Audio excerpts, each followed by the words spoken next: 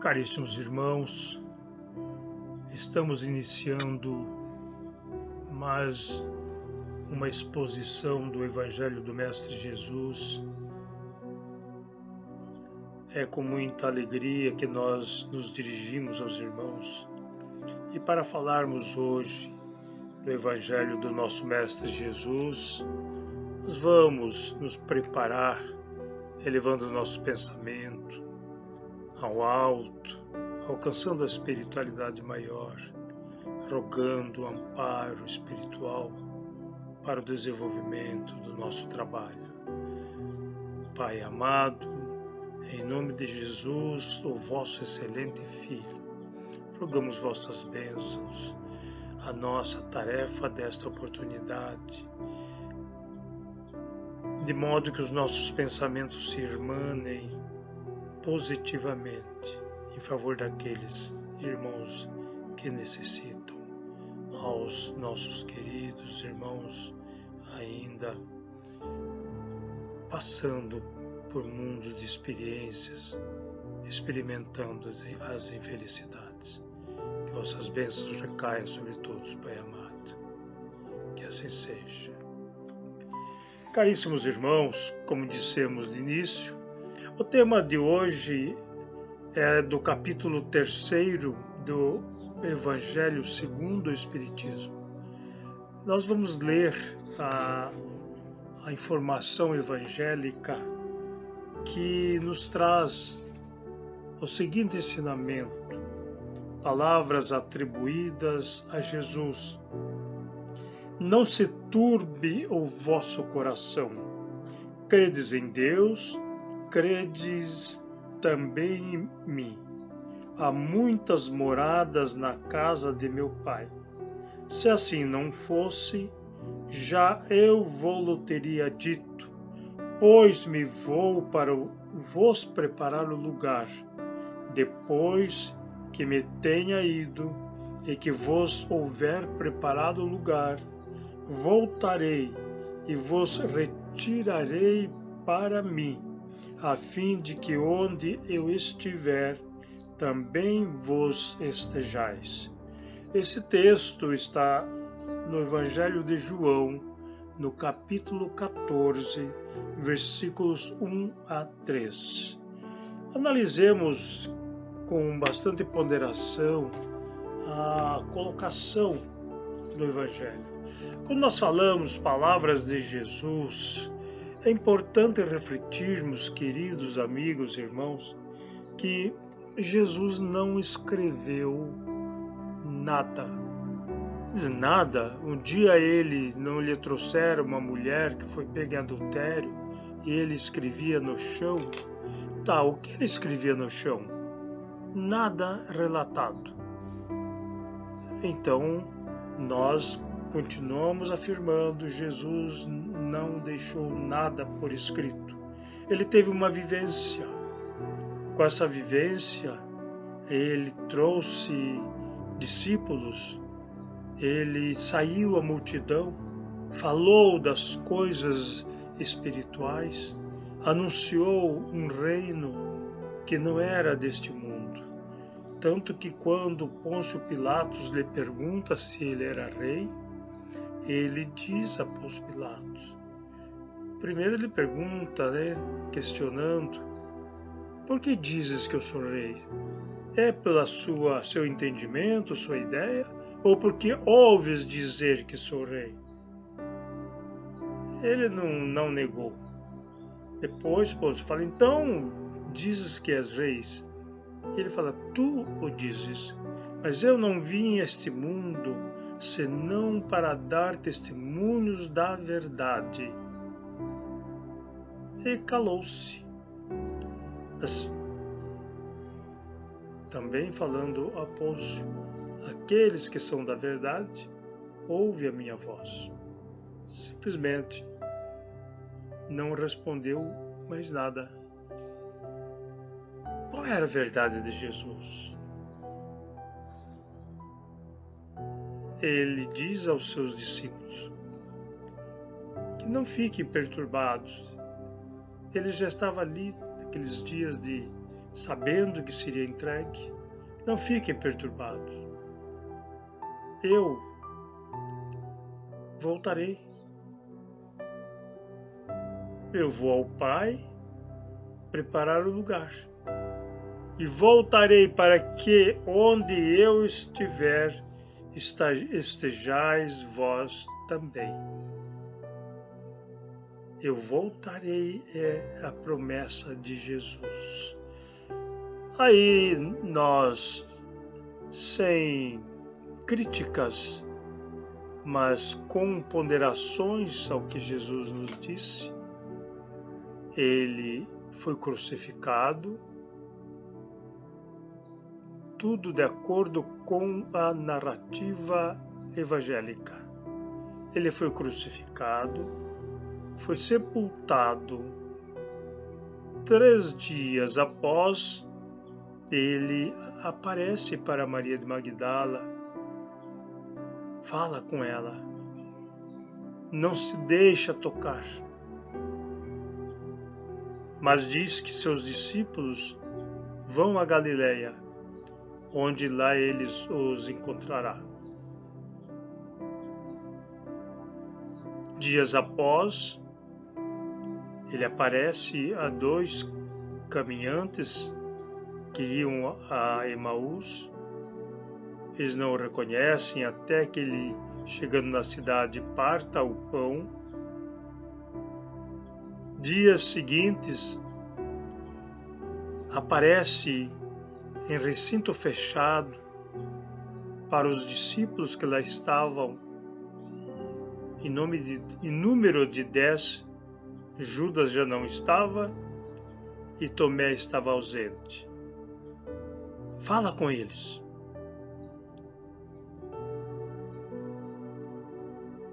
Quando Tomé é informado da presença do Mestre, ele diz: eu não creio. Só crerei se vê-lo. E passado ainda uns dias, estavam reunidos e ali também Tomé estava presente. De repente ouvem: paz seja convosco. Olham, é Jesus que ali está. E ele se dirige a Tomé. Tomé, vem cá, toque as chagas. E Tomé tocou. E viu que era realmente Jesus.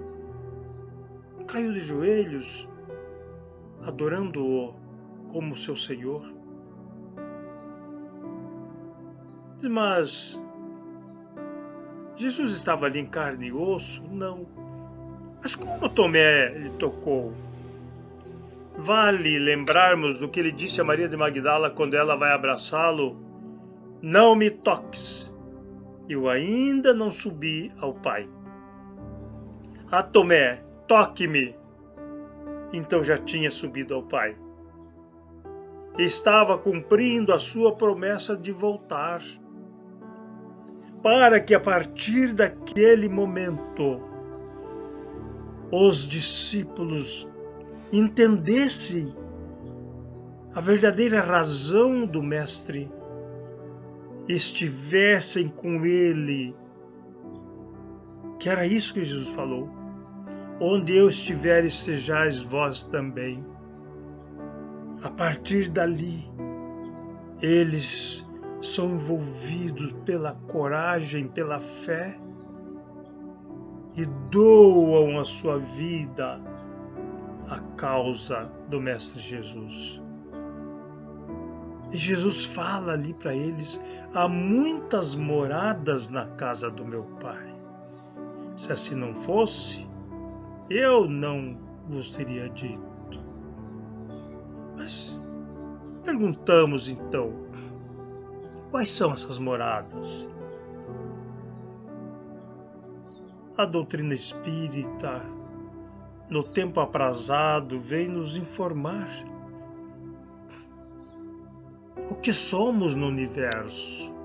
À época de Jesus, a ideia que se tinha, e até séculos próximos de nós, é de que nós vivíamos no centro do universo, que tudo girava em torno da Terra.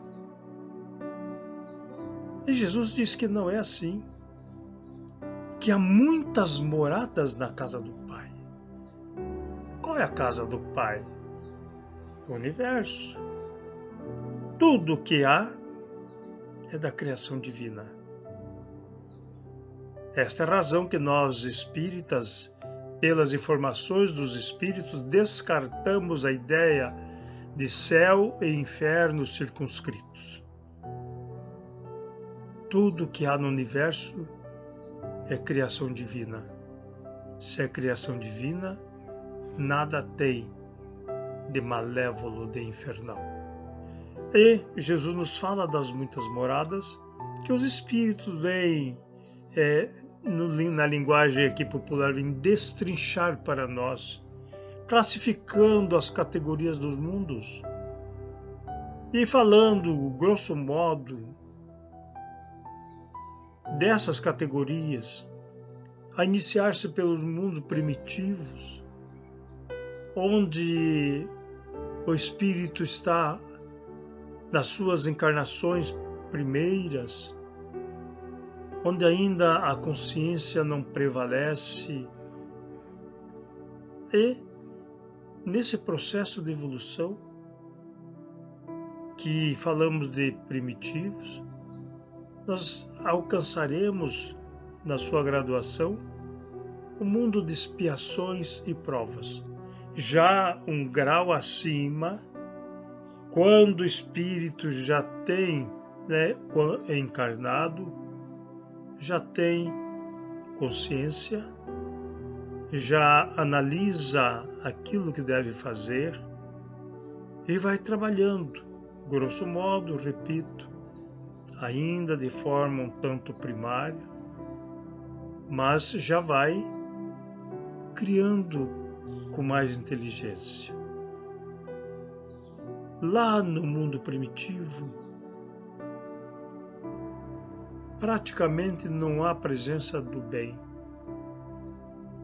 No mundo de expiações e provas, já há presença do bem, mas o mal predomina. É onde nós estamos, o nosso planeta Terra pertence ao mundo de expiações e provas. Passo seguinte do mundo de expiações e provas é o mundo regenerador. Nós sempre falamos, nós estamos a caminho do mundo regenerador. A doutrina espírita nos fala com frequência sobre a transição planetária, processo evolutivo. Tudo no universo evolui, nada é estático, tudo é dinâmico, tudo se movimenta. E isto nos faz entender que o nosso planeta caminha para graduações superiores, que chamamos, de acordo com os ensinamentos dos espíritos, de mundo regenerador. Se no mundo de expiações e provas, onde estamos, o mal predomina, e é isso que nos faz entender as misérias, as degradações, as maldades praticadas,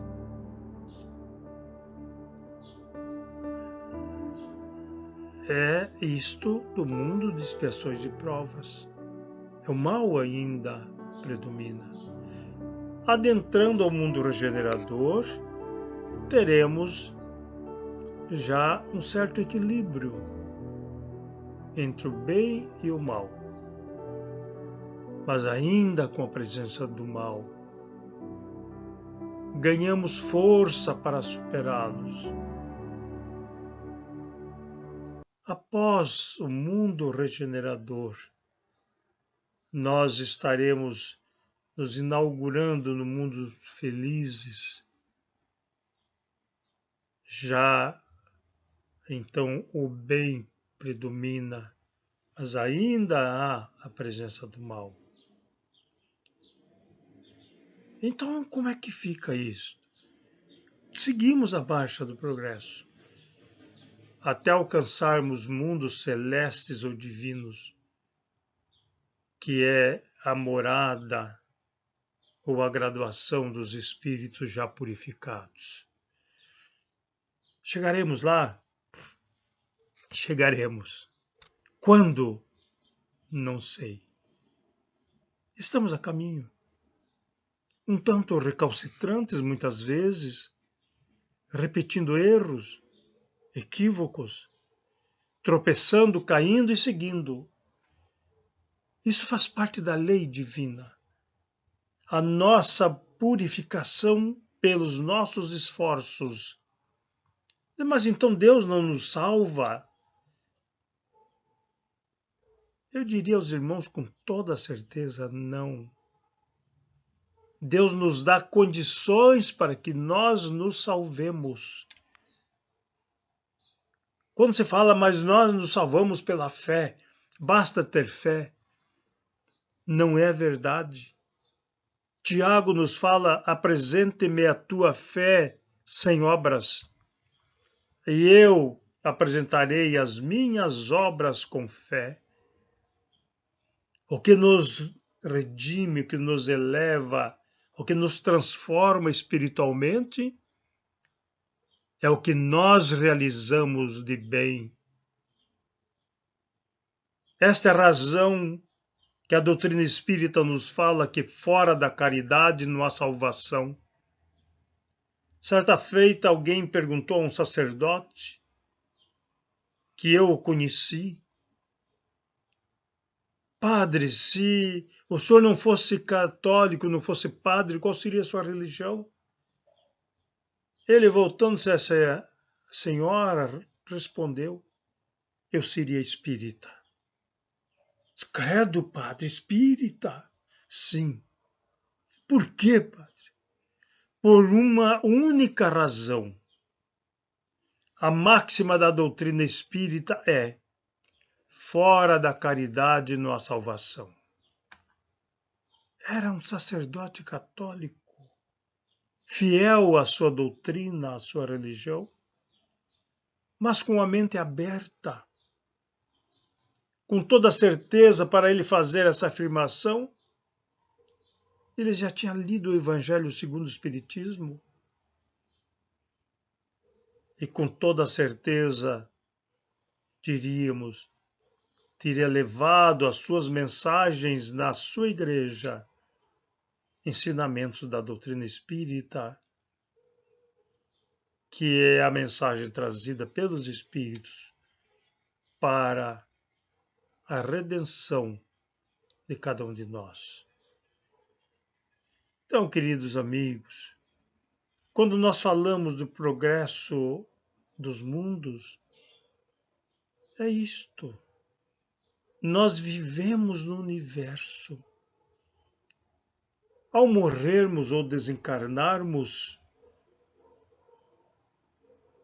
nós vamos entrar na dimensão espiritual, na vibração que nós possuímos, que nós conquistamos.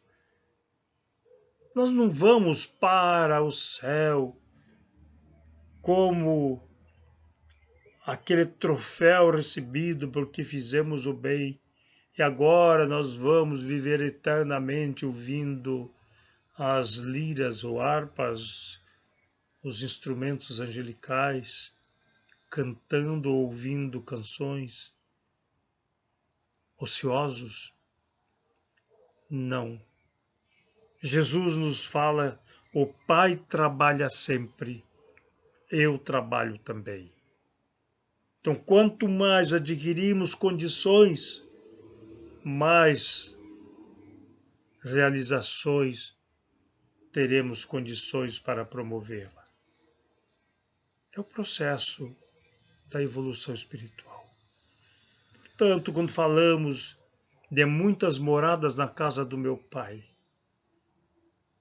este é um dos princípios da doutrina espírita. a aceitação da pluralidade dos mundos habitados. A época, repetindo, a ideia era que a Terra é o centro do universo e nada mais haveria a não ser as estrelas para ornamentar o espaço. Hoje sabemos que o nosso planeta azul é um pingo na nossa galáxia, que tem mais de 100 bilhões, há os que dizem 200 bilhões de corpos estelares.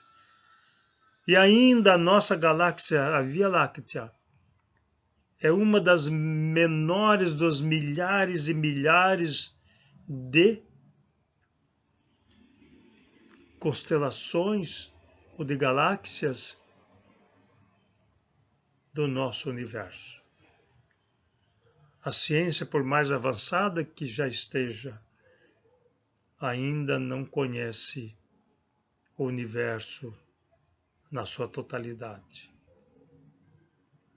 Um dia conheceremos.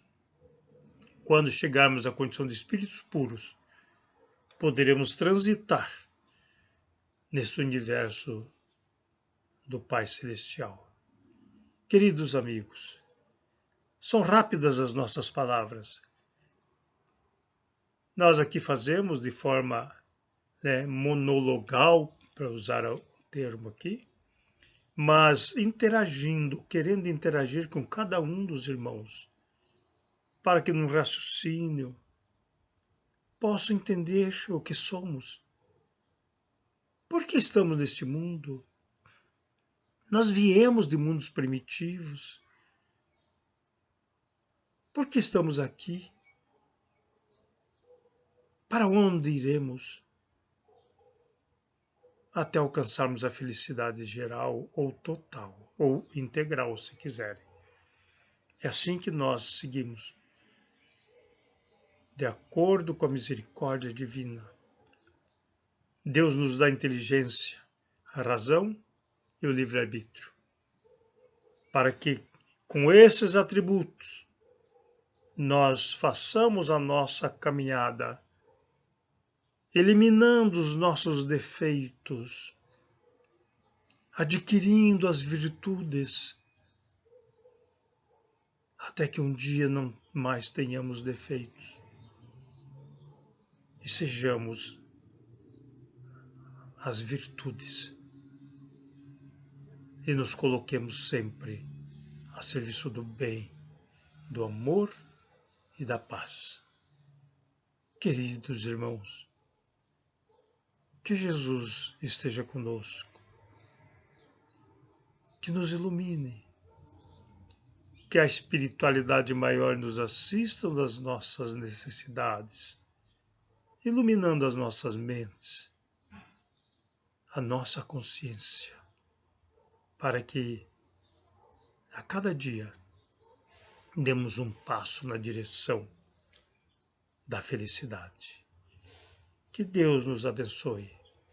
Muita paz a todos.